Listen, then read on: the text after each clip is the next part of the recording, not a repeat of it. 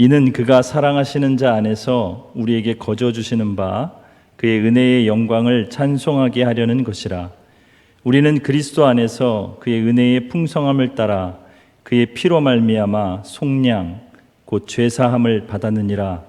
이는 그가 모든 지혜와 총명을 우리에게 넘치게 하사 그 뜻의 비밀을 우리에게 알리신 것이요 그의 기뻐하심을 따라 그리스도 안에서 때가 찬 경륜을 위하여 예정하신 것이니 하늘에 있는 것이나 땅에 있는 것이 다 그리스도 안에서 통일되게 하려 하심이라. 모든 일을 그의 뜻의 결정대로 일하시는 이의 계획을 따라 우리가 예정을 입어 그 안에서 기업이 되었으니 이는 우리가 그리스도 안에서 전부터 바라던 그의 영광의 찬송이 되게 하려 하심이라. 아멘. 우리가 이제 에베소서를 계속 저와 함께 보고 있습니다. 에베소서는 다른 성경과 다른 아주 독특한 구조와 구별됨을 가지고 있습니다. 일반적으로 우리가 가지고 있는 성경들의 대부분은 하나님께서 어떻게 우리 삶 가운데 역사하셨는지 그 시간의 순서대로 기록되어 있는 경우가 많습니다. 어떤 사람의 생애, 그 사람의 인생을 통해서 하나님의 역사하심, 하나님의 말씀하심, 하나님의 일하심, 그리고 그 인생이 어떻게 변하는지에 대해서 서술하는 경우가 많습니다. 아니면 하나님께서 그 선지자, 특별한 사람들에게 말씀을 주셔서 하나님의 뜻이 무엇인지 우리 인간들에게, 인생들에게 알려주시는 것들로 구성되어 있습니다. 그런데 에베소서는 그것과 좀 다릅니다. 어떻게 다르냐 하면 에베소서는 마치 하나님의 결국, 하나님의 뜻의 완성, 하나님이 우리 인생을 향한 모든 계획의 모든 작정과 일하심의 끝에 거기에 이미 가서 거기에 선 상태로 우리 인생을 조명하고 우리 신앙을 조명하고 우리의 삶을 조명하고 우리의 과거를 조명하는 입장으로 쓰여져 있습니다. 그래서 에베소서를 읽으시면 좀 황당무계하게 들리는 경우가 많이 있습니다. 왜냐하면 지금 우리에게는 아무것도 이루어지지 않았는데 꼭 다 이루어진 것처럼 이야기하기 때문입니다. 여러분 오늘 에베소 1장을 한번 보시면 그 1절, 2절은 제가 여러분에게 설교했듯이 그리스도 안에서 안부 인사라고 그랬는데 그 안부 인사 가운데서 우리 신앙의 시작과 결론인 은혜와 그리고 평강에 대해서 이야기했다고 말씀드렸습니다. 근데 안부 인사를 하자마자 갑자기 3절에 찬송하리로다 이렇게 시작합니다. 다시 말하면 이 에베소서를 기록한 성경의 저자는 하나님의 말씀과 하나님의 영감을 받아서 에베소서를 기록한 이 저자는 하나님에 대해서 하나님의 그 일의 마침이 어떤가에 대해서 알고 난 그 감격 때문에 우리에게 무언가를 서술하기에 앞서서 도대체 이 안에서 끓어오르는 하나님을 향한 감격과 하나님을 향한 감사와 하나님을 향한 찬양과 하나님을 향한 기쁨이 억제할 수 없는 탄식, 억제할 수 없는 탄성으로 터져나오는 것입니다. 그래서 찬송하리로다. 우리 주 예수 그리스도의 아버지께서 이렇게 시작하는 것입니다. 여러분 근데 이 성경의 저자가 굉장히 급했던 것 같아요. 하나님의 우리 인생을 향한, 우리들을 향한 그 뜻이 무엇인지 1장에서 계속해서 이야기합니다. 하나님의 뜻이 무엇일까요? 우리 인생을 향한? 한번 볼까요? 우리 1장 6절 말씀 한번 같이 읽어보겠습니다. 시작. 이는 그가 사랑하시는 자 안에서 우리에게 거저 주시는 바 그의 은혜의 영광을 찬송하게 하려는 것이라. 그리고 12절 말씀 한번 읽어보세요. 12절 시작. 이는 우리가 그리스도 안에서 전부터 바라던 그의 영광의 찬송이 되게 하려 하심이라. 그리고 14절 한번 더 읽어볼게요.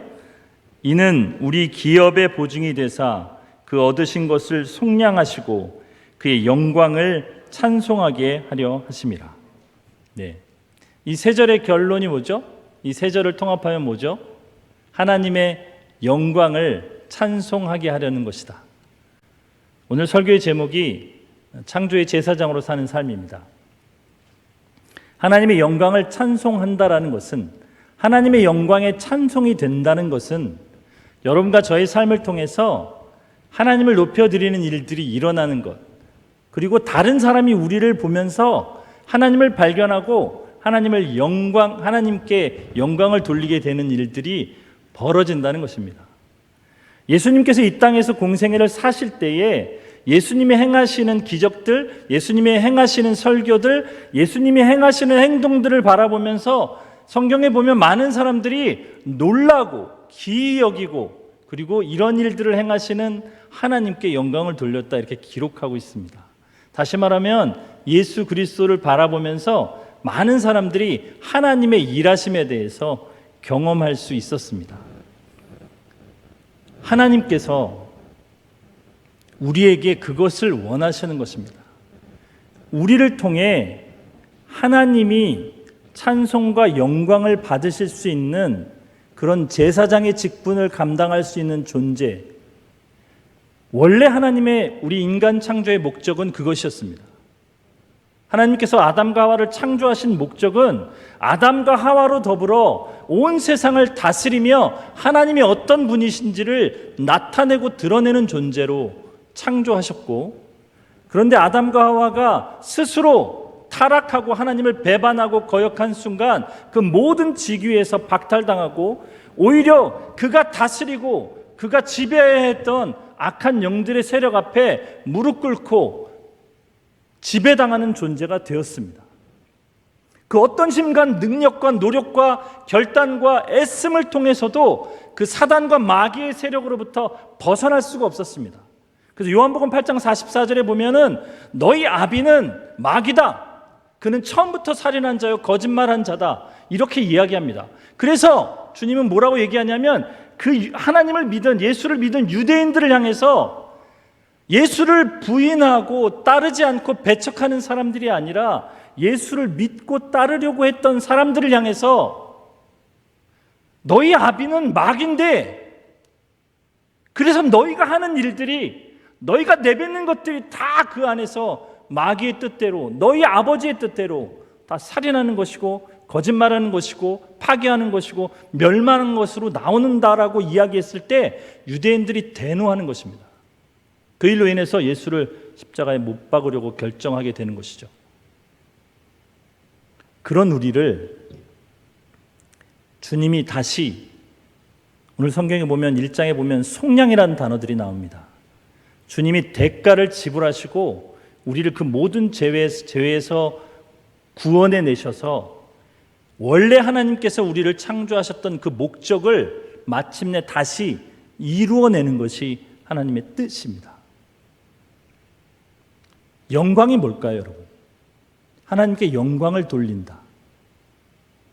소율이 문답 1장 1절을 보면, 일문을 보면은 인생의 목적이 무엇이냐? 하나님을 영화롭게 하고 영원토록 그를 즐거워하는 것이다, 이렇게 쓰여 있습니다. 하나님을 영화롭게 한다는 것은 하나님께 영광을 돌린다라는 말과 동일한 어입니다. 그럼 하나님께 영광을 돌릴 때 영광이 뭡니까, 여러분? 영광이 뭔지 알아야 되잖아요, 그렇죠? 찬양 인도하시는 분들이 가끔 막 이렇게 하다가 하나님께 우리 영광의 박수를 돌립시다 그러고 막 이렇게 박수를 치잖아요, 그죠? 그래서 어떤 목사님이 그것 때문에 막 뭐라 하셨어요. 영광의 박수를 치자 그래 놓고 이렇게 대충 치고 많으면 그게 무슨 영광의 박수냐, 조롱의 박수지, 이렇게 했었어요. 왜냐하면 영광이란 뜻은요, 하나님의 영광할 때 그 영광이란 뜻은 하나님이 어떤 분이신가를 드러내는 것을 말해요. 하나님이 도대체 어떤 존재인가가 드러나야지만 영광이 되는 거예요. 하나님이 무슨 일을 행하셨느냐가 드러나야지 영광이 되는 거예요. 그러니까 우리가 만약에 박수로 하나님의 영광을 드러낸다면 하나님의 가치만큼의 박수를 쳐야 하나님의 영광이 드러나는 거예요. 그죠? 영광의 박수라는 얘기를 찬양인도자가 함부로 하면 안 되겠죠. 네? 그러면 어떻게 돼요? 한 시간은 서서 박수를 쳐야 들뚱말뚱하는 거죠. 영광은 하나님께서 우리에게 어떤 일을 행하셨는지, 하나님께서 우리에게 어떤 기이한 일을 행하셨는지를 우리가 알고, 우리가 알아내고, 우리 삶에서 그것을 체득한 후에 하나님께 돌릴 수 있는 아주 기이하고 놀라운 일입니다. 여러분과 그래서 제가 반드시 알아야 될 것이 무엇이냐면 하나님이 도대체 우리 인생에게 무슨 일을 행하셨는지를 알으셔야 돼요. 알아가야 하고 단지 머리가 아니라 단지 목사님이나 어떤 그 리더들이나 교사들이 여러분에게 가르쳐 준 것을 머리에 암송하듯이 애운 것이 여러분의 삶에 아무 도움이 되지 않습니다. 그 말씀이 여러분의 삶과 연관이 있어야 돼요. 여러분의 삶과 말씀이 따로 놀면 여러분이 기독교인이 아니에요. 절에 가나 어디 사이비 종교에 가나 아무 상관이 없어요. 말씀이 여러분의 삶과 상관이 있어야 돼요. 하나님이 여러분과 저의 삶에 어떤 일을 행하셨느냐 하면 첫째는 하나님께서 저와 여러분의 삶에 관여하시기 위해서 예수를 인간으로 이 땅에 보내셨습니다. 하나님을, 무한이신 그분을 유한으로 보내셨어요. 옛날에 제가 알고 있는 어떤 목사님은 이것을 사람들에게 설명을 해줘야 되는데 설명을 하다 보니까 자꾸 말이 엉키니까 이상한 이야기를, 동화 같은 걸 하나 만드셔서 얘기를 하더라고요. 구더기들이 똥물에서 노는 것을 바라보던 어떤 착한 아들이 이 구더기가 불쌍해 그래갖고 구더기가 돼가지고 그 안에 들어가서 뭐 어쩌고저쩌고 이런 식으로 얘기를 하는데 그걸로도 표현이 사실은 안 되는 거예요. 무한이신 하나님이 유한이 되고 여러분과 제가 바퀴벌레가 되는 거랑 비슷한 거예요. 예? 그보다 더한 거예요. 근데 인간이 된 것만으로도 고통스러운데 여러분 성경에 보면 그 주님께서 30살이 될 때까지 아무 기록이 거의 없어요. 하나님께서 인간이 되셨는데 스스로 하나님이 인간이 된 것을 드러내시지 않고 표현하지 않으시고 오히려 묵묵하게 인간으로서의 삶을 삽니다. 우리와 동일하게 가난을 겪으시고 목수인 아버지 밑에서 얼마나 가난했겠어요. 갈릴리 지방 자체는 가난한 사람들의 도시예요. 거기서 가난하게 살았어요. 목수의 아들로 살았어요. 그리고 그 밑에 동생들이 있어요. 여러분이 잘 아는 야고보, 유다, 이게 다 동생들이에요. 야고보서, 유다서를 쓴 사람들은 그 예수님의 동생들이에요. 친동생들. 그런 동생들과 함께 가정을 이루고 살고 있었어요. 30살 될 때까지 그 무한하신 하나님께서요. 그러니까 사람들은 예수를 어떻게 인식했냐면 가난한 촌구석에 배운 것 없고 무식하고 그리고 평범하다 못해 누구도 알아줄 수 없는 그런 어떤 한 사람으로 알았다고요. 그런데 그 사람이 어느 날 30살이 되어서 갑자기 메시아 그리스도의 사역을 시작하는 거예요. 여러분, 갈릴리 지방에서 예수님이 이사야서를 펼쳐 들고 구원이 너희에게 임하였다라고 선포했을 때 사람들의 반응은 내가 저 놈이 누구의 아들인지 알고 어떻게 자랐는지 아는데 감히 있다고 말을 해? 그러면서 절벽으로 끌고 가서 떨어뜨려 죽이려 했는 사건이 예수님의 사역의 초반기에 일어나는 사건이에요. 그 주님이 기꺼이 그 일들을 겪으세요. 그리고 십자가에 못 박혀 죽으세요. 십자가에 못 박히기 전에 갖은 조롱과 채찍질과 고문과 비난과 경멸을 겪으시고 저렇게 아름다운 십자가가 아닌 험악한 그 십자가에 벌거벗긴 채로 매달려서 고통스럽게 죽으세요. 왜요? 저와 여러분을 살려내기 위해서. 저와 여러분을 그 죄의 사단의 자식으로서 살아갈 수밖에 없는 그 비참함으로부터 구원해내기 위해서 주님은 기꺼이 그 속죄의 사역을 행하세요. 그리고 우리의 주님이 되시기 위해서 그 죽음에서 하나님의 능력으로 다시 살아나시는 거예요. 그걸 부활이라고 합니다.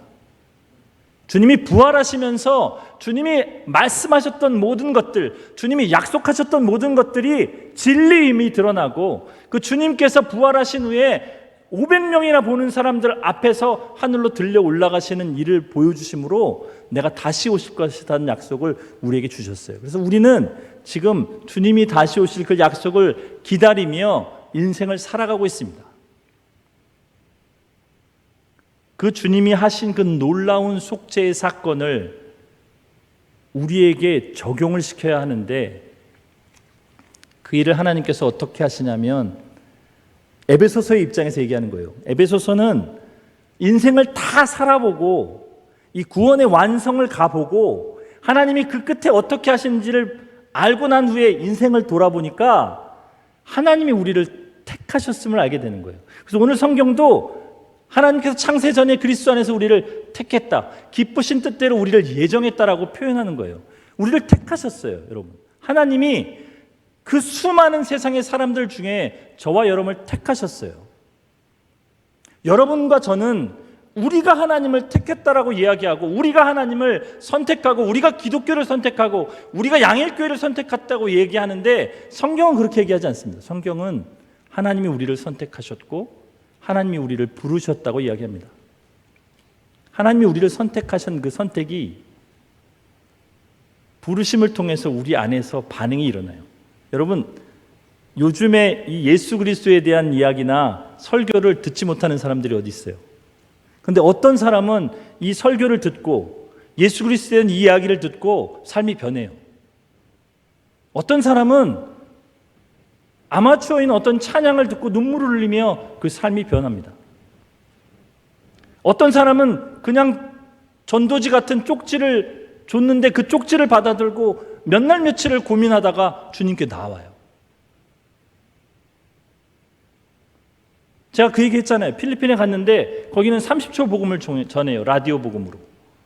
이슬람에 있는 사람들에게 직접 전하지 못하니까 라디오 방송으로 이스라엘 사람들이 좋아하는, 그 문화 사람들이 좋아하는 방송을 하다가 중간중간에 30초 복음을 전해요. 근데 그 30초 복음을 듣고 예수께로 돌아오는 사람들이 있어요.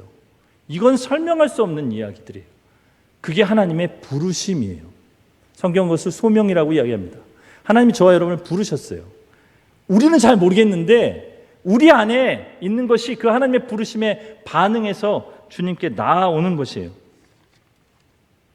그런 다음에 우리 안에 무슨 일이 일어나냐면, 하나님이 우리를 부르신 다음에 그냥 내버려 두시지 않으세요. 왜냐하면 하나님 우리를 택하시고 부르셨는데 우리가 예전 그대로 그 모습, 그 상태대로 있으면 여전히 마귀의 자식으로 마귀 같은 짓을 할 것이기 때문에 주님은 우리 안에, 제가 지난주에 설교했던 것 같이 우리 안에 생명을 창조하십니다. 우리 안에 생명을 창조하시고 하나님을 아는 감각을 살려내세요. 그리고 하늘의 신령한 복을 우리에게 주십니다. 저는 이걸 잘 몰랐어요. 예? 하나님께서 이미 우리에게 하늘의 신령한 복들을 주셨다는 사실을 잘 몰랐었어요. 내가 예수를 잘 믿고 내가 신앙생활을 열심히 하고 내가 잘하면 하나님이 보시기에 내 신앙이 정말 이 정도면 되었다라고 할 그때에 하나님이 복을 주시는 줄 알았어요.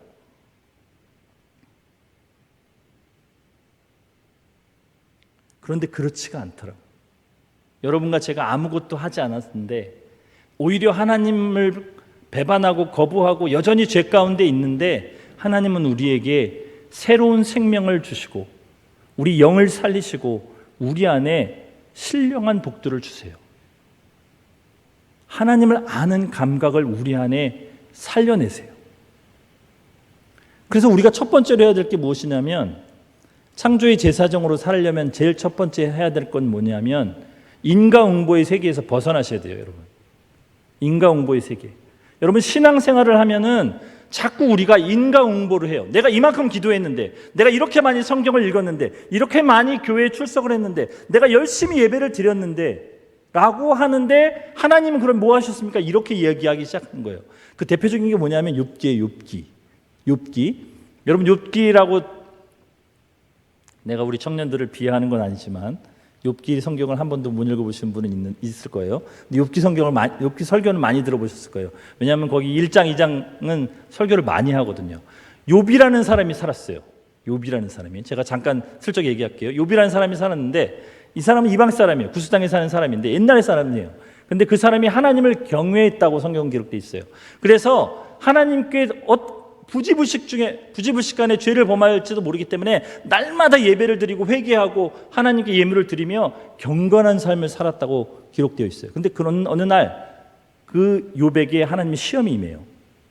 그래서 그 아들과 딸이 많았는데 순식간에 한날 한시에 그 건물이 무너지면서 그 자식들이 한꺼번에 다 죽습니다.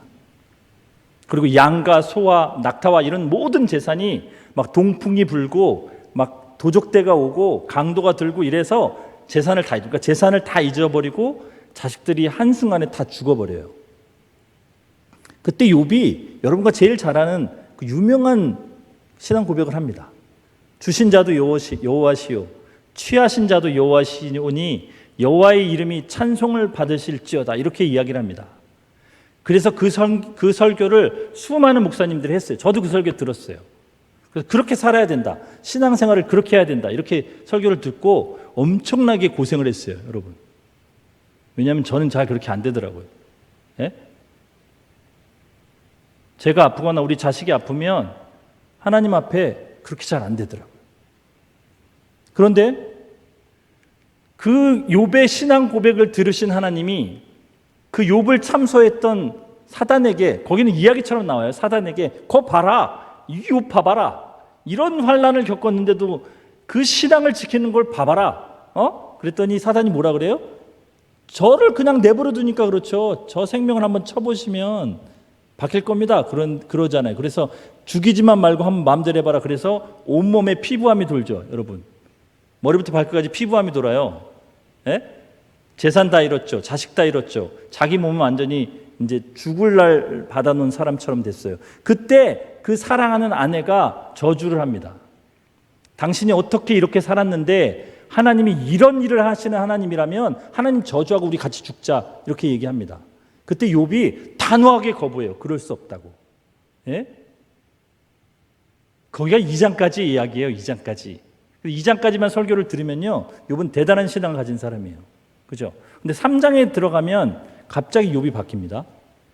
그럼 그렇게 만약에 그런 사고를 가지고 욥기서 3장을 읽으면 우리는 정신착란증에 걸려요. 왜냐하면 갑자기 욥이 뭐라고 하냐면, 내가 태어나지 않았으면 좋았을 걸, 내가 어미 뱃속에 잉태되지 않았으면 좋았을 걸, 나의 출생을 저주하노라, 이런 표현이 나와요.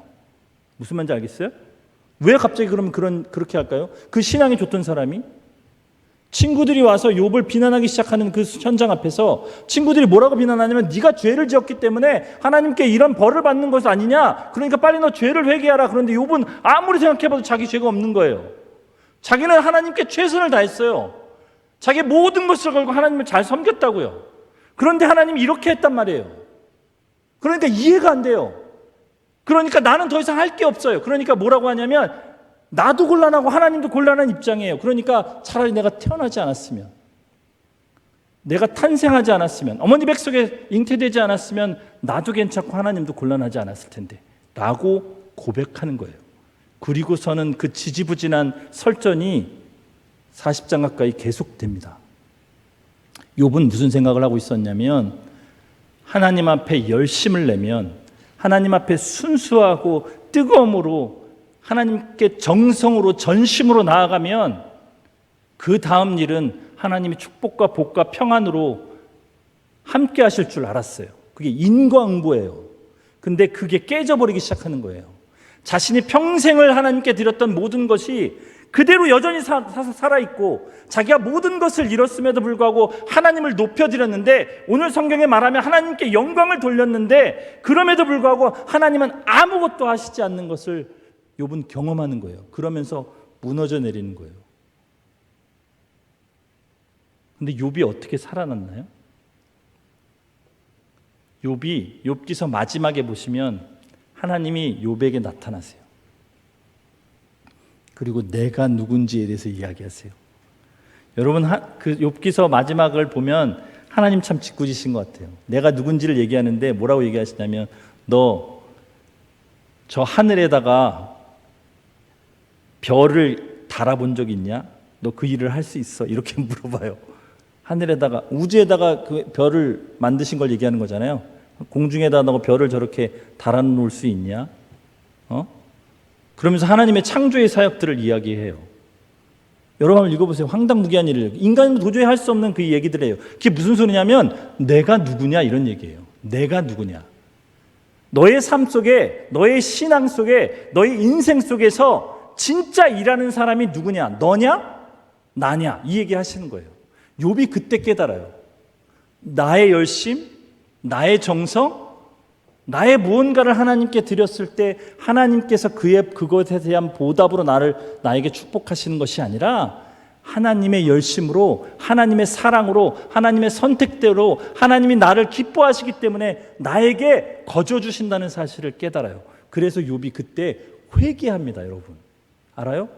내가 티끌과 죄에 앉아 하나님 앞에 나의 죄를 고백합니다. 나의 존재 자체가 죄인이었음을 하나님께 고백합니다라고 했을 때 하나님이 욥을 축복하시고 그 욥을 정죄했던 친구들을 혼을 내세요.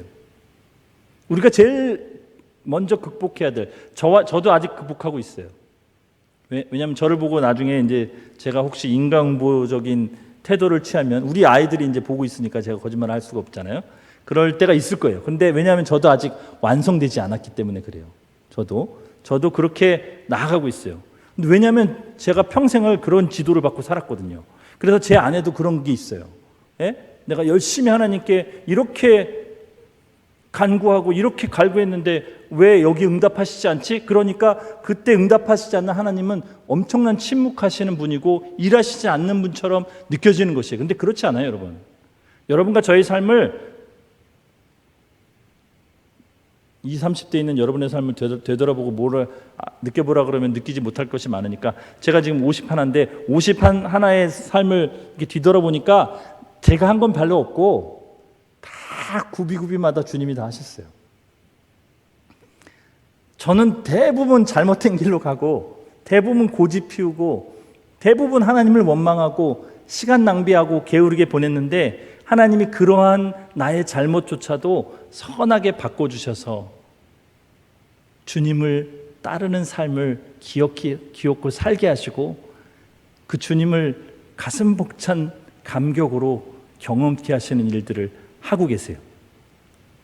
주님이 여러분을 부르셨고 주님이 여러분 안에 새로운 생명을 주시고 신령한 복을 주셨다는 것은 이제 여러분의 삶 가운데서 주님이 함께 하시고 일하신다는 뜻이에요. 예? 여러분 그것을 기억하시고 사셔야 돼요. 그런데 주님이 그렇게 여러분에게 하시고 나서 그냥 내버려 두시는 것이 아니라 여러분에게 야 이렇게 그리고 딱 지시하시는 게 아니라 여러분에게 자유를 주세요. 예수의 영이 여러분에게 임하면 참 자유가 임한다는 뜻은 무엇이냐면 여러분의 모든 선택, 여러분이 앞으로 나아갈 길 가운데 하나님이 여러분에게 자유를 주세요. 제가 처음에 설교했죠. 그의 나라와 그의 의를 구하고 그의 뜻을 구하는 방향으로 여러분이 선택하기만 하면 혹 만약 여러분이 잘못 판단해서 그것과 반대의 길을 간다 할지라도 주님은 그것들을 아름다운 선으로 바꿀 수 있는 분이세요. 그게 우리 주님이십니다. 그래서 우리가 그 주님을 알게 되잖아요. 그러면 우리 안에서 회개가 터져나오는 거예요. 여러분 하나님 앞에 울고불고 회개해 본 적 있어요? 어느 날 그 하나님이 정말 살아계신 것이 느껴지고 내가 매일매일 들었던 예수 그리스도의 십자가의 죽음이 진짜로 느껴질 때 도저히 울지 않을 수 없는 눈물 콧물 빼면서 하나님 앞에 울어본 적 있어요? 그게 회개예요. 그런 회개가 여러분과 제 안에 있으면 좋겠어요. 그런 회개가 여러분 안에. 근데 어떤 분들은 물론 이건 성품에 따라 틀려요. 어떤 분들은 아주 조용하게 눈물 한 방울 이렇게 띠 흘리고 끝난다 그러더라고요. 근데도 그분한테는 굉장히 충격적인 사건이래요. 저는 뭐 잘 이해를 못하겠어요. 저는 막 콧물이 이렇게 바닥에 닿다 올라갔다 이렇게 여러 번 해야 그게 뭐 좀 뿌듯하고 이러는데 그렇다 그러더라고요. 어떤 분은 아주 그냥 이렇게 한참 이렇게 침묵하고 하나님 앞에 두 손 들는 것으로 그러니까 여러분 각자에게 하나님이 그런 내가 정말 연약한 자이고 하나님께서 나를 그렇게 사랑하셨다는 것을 깨닫고 알게 되면서 반응하는 것, 그게 회개예요. 그런 회개를 거치면 여러분과 저 안에 믿음이 생기는 거예요. 이 일들이 다 순식간에 일어나요. 여러분 믿음이 생겼다는 것은 하나님에 대한 지식을 알고 하나님을 신뢰하게 됐다는 거예요. 그래서 신뢰를 여러분에게 그렇게 설명했죠. 어린아이가 갓난아이가 아빠 손을 잡고 어디로 갈지는 모르지만 아빠가 이끄는 대로 가면서 낯선 사람들을 보곤 차량이 오곤 무슨 커다란 개가 덤벼들건 전혀 무서워하지 않고 그 손을 잡고 그냥 천진난만하게 기뻐하면서 아빠를 따라가는 모습이 신뢰라고 했어요. 그죠? 그렇게 살아갈 수 있는 믿음이 저와 여러분한테 생기는 거예요. 그럴 때 여러분과 저 안에 성경에서는 칭의라는 것이 임해요. 뭐냐면 하나님이 저와 여러분을 법적으로 너는 이제 의인이야 라고 땅땅땅 여러분과 저를 우리의 어떠함이 상관없이 우리의 행함이랑 우리의 어떤 애씀이랑 우리의 노력이나 우리 어떤 것과 상관없이 우리를 의롭다고 주님이 법적으로 재판으로 선언해 버리세요. 이제 사단이, 마귀가 여러분의 저의 삶 가운데서 벌어지는 실수, 죄악, 어떤 노골적인 계획적인 어떤 범죄들에 대해서 참소를 할 텐데, 그럴 때마다 여러분 담대해야 돼요. 왜냐하면 예수 그리스도께서 그것을 위해 죽으셨고 주님은 이미 우리에게 판결을 내리셨어요. 그것이 칭의예요. 우리 어떠함과 상관없이 하나님께서 우리에게 의로움을 입혀주셨어요. 그래서 우리가 추구해야 될 것이 있어요. 하나님이 나를 그렇게 의롭게 하시고 새롭게 하시고 나와 함께 하시기 때문에 만약 그것을 내가 안다면, 여기까지는 하나님이 일방적으로 우리 삶에 이루어 주시는 일이에요. 이것이 구원이에요. 이것이 속량이에요. 성경이 말하는. 그러면 그 다음에 우리는 어떻게 할 것인가가 달려있는 거예요. 그것을 뭐라 그러냐면 성경이나 신앙생활에선 거룩이라고 얘기해요. 거룩, 경건, 성화 이렇게 얘기해요. 다시 말하면 우리가 이전엔 그런 사람이 아니었는데 그런 자격을 가진 자로 하나님이 우리를 바꿔주셨으니 그 자격에 걸맞는 사람답게 살려고 애쓰고 노력하고 고민하고 훈련하고, 그래서 예배 드리는 거예요. 여러분 예배는요, 설교자가 아무리 설교를 잘하건 아무리 설교를 못한 건 상관없이 견뎌내는 게 예배예요. 여러분 예배 드리면서 여러분 마음이 뿌듯해지고 기뻐지고 감격이 있고 뭔가가 시원하다 이런 것으로 느끼면서 예배를 추구하시면 그건 예배가 아니라 여러분 우상 숭배하시는 거예요. 하나님 앞에서 우리가 정해진 그 시간에 하나님 앞에 나와 그 말씀 앞에 우리를 내어드리는 것, 그것이 예배예요. 그 다음은 하나님이 하실 일이에요. 우리 편에서 할 일은 그렇게 하나님의 뜻에 따라 나아가는 것이에요. 힘들고 어려워요. 그게 고민이 돼요. 여러분 진짜 신앙을 가진 사람들은 고민하고 힘들고 어려워요. 그리고 외로울 때도 많아요. 내 주변에 있는 사람들, 같은 그리스도인이라고 하는 사람들, 청년들이 있는데 그들은 해맑고 항상 기쁘고 감사한 것 같은데 나만 왜 이렇게 고민이 많지? 라고 하는 생각들이 다 여러분과 저 안에 있어요. 표현만 안 할 뿐이지. 그런 성화의 작업을 우리 안에서 행해야 돼요. 그럴 때 우리가 우리 삶에 당하는 모든 삶의 상황 가운데서 우리의 눈이 하나님께 가 있고 우리의 표현이 하나님 앞에 가 있고 우리를 이끌어 주시고 우리 안에서 역사하신 그 주님을 우리가 인지하면서 반응할 때 사람들은 하나님의 살아계심을 느끼는 거예요. 여러분의 저가 아무리 현란한 말로 그들에게 하나님을 설명하고 복음을 알리고 논리적으로 설명한다고 해도 그들이 그것을 아는 것이 아니라 우리의 삶을 통해 주님을 알게 되는 거예요. 예? 옛날에는 이렇게 푹 치르면 갑자기 욕이 나오면서 쌍욕이 나면서 같이 막 두들겨 팼던 애가 그리스도인 된 다음에 팍 때렸는데 갑자기 하더니 갑자기 참고, 야 내가 주님 때문에 참다 막 이렇게 하면서 뭔가 바뀌기 시작한다, 이런 것들을 사람들이 보는 거예요. 주변에 있는 사람들이. 그래서 가족과 친구, 여러분의 가족에게 여러분 인정받으셔야 돼요. 너 기독교인이 된 다음에 진짜 달라졌구나. 여러분 친구들한테 인정을 받으셔야 돼요. 너 기독교인이 된 다음에 네가 변하고 있구나. 그 얘기는 뭐냐면 아 진짜 하나님이 계신가 보다, 이런 얘기예요. 그것이 하나님께 영광을 돌리는 것이에요. 하나님께서 저와 여러분을 창조하신 목적이에요. 그런데 그런 삶을 살아가다 보면, 우리 힘으로 그렇게 살아가다 보면 많이 지치고 힘들어요. 예? 모든 것을 다 내려놓고 싶을 때가 있어요. 특히 우리 청년부들 임원 맡으면 뭔가를 하나 맡으면 그 다음에 그냥 막 다 내려놓고 저 뒤에 구석에 앉아서 예배만 드리려고 하는 경향이 있는데, 그러시면 안 되는데, 그럴 때가 있어요. 저도 그럴 때가 있으니까. 예. 그렇게 됐을 때 주님이 뭐라고 약속하셨냐면, 그러나 나는 너를 놓지 않고 포기하지 않고 너와 함께 하신다는 약속을 하시는 거예요. 그것을 신학적인 용어로 성도의 견인이라고 그래요. 견인. 예? 여러분 견인차 아시죠? 꼼짝달싹 할 수 없게 된 고장난 차가나 사고가 난 차를 견인차가 와서 딱 이거 뭐라 그러지? 이렇게 해가지고 끌고 가잖아요. 그죠? 그럼 견인차가 가는 대로 가는 거죠. 그죠? 나는 요 옆에 있는 내가 아는 단골집 카센터로 가고 싶은데 견인차 운전수가 저기 자기가 아는 대로 가면은 어쩔 수 없이 꼼짝없이 끌려가야 되잖아요. 그죠? 그게 견인이죠. 하나님께서 우리를 그럴 때에 우리를 끌고 가세요. 주님께서 우리에게 주시고자 하는 그 놀라운 세계로 우리를 조금씩 끌고 가세요.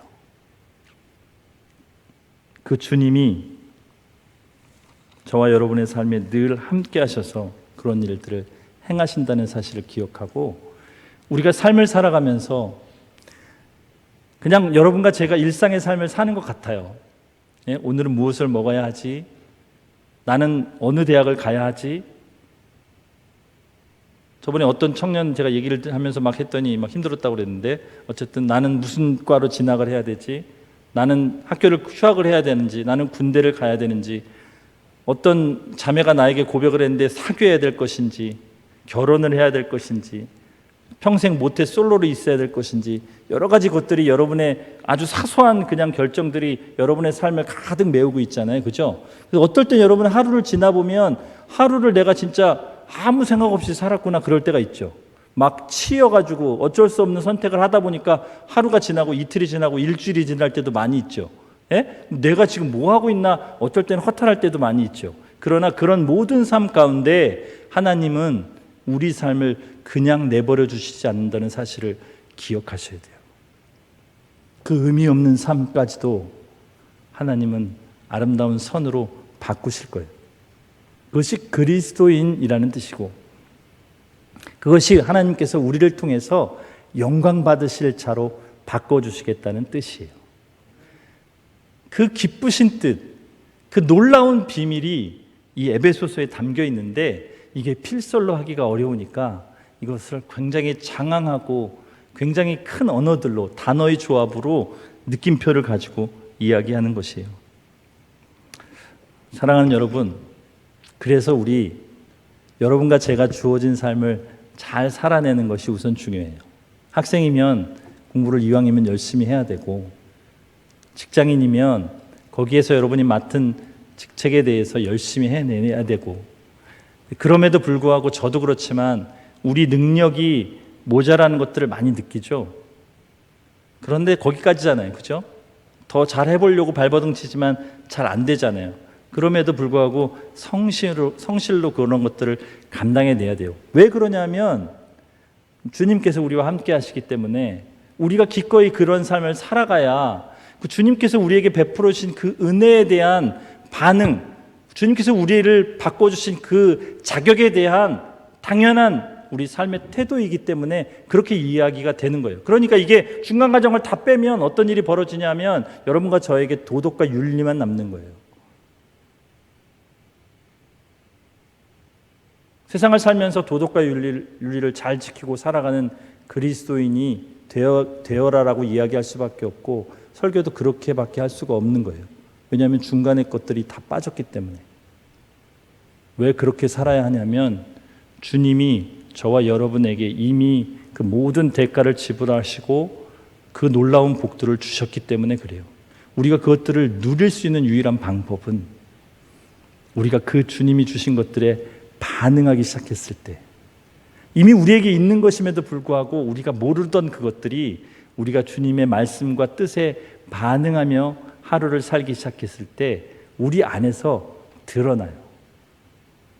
어제와 똑같은 오늘인데 오늘은 어제보다 힘을 낼 수 있고 지난주와 똑같은 이번 주인데 이번 주는 그 우리 안에서 솟아나는 평안과 기쁨으로 넉넉하게 견뎌낼 수 있는 삶이 되는 것이에요.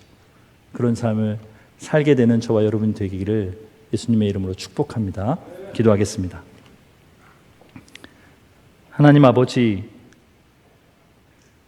우리에게 주신 이 구원의 놀라움이 우리에게 주신 이 속량의 그 크신 비밀함이 우리에게 주신 아들됨에 하나님의 아들로 인쳐주신 우리를 양자 삼으신 그 놀라움이 우리 안에 실제로 나타나 있음에도 불구하고 그것이 무엇인지 모르고 살아왔던 우리의 삶이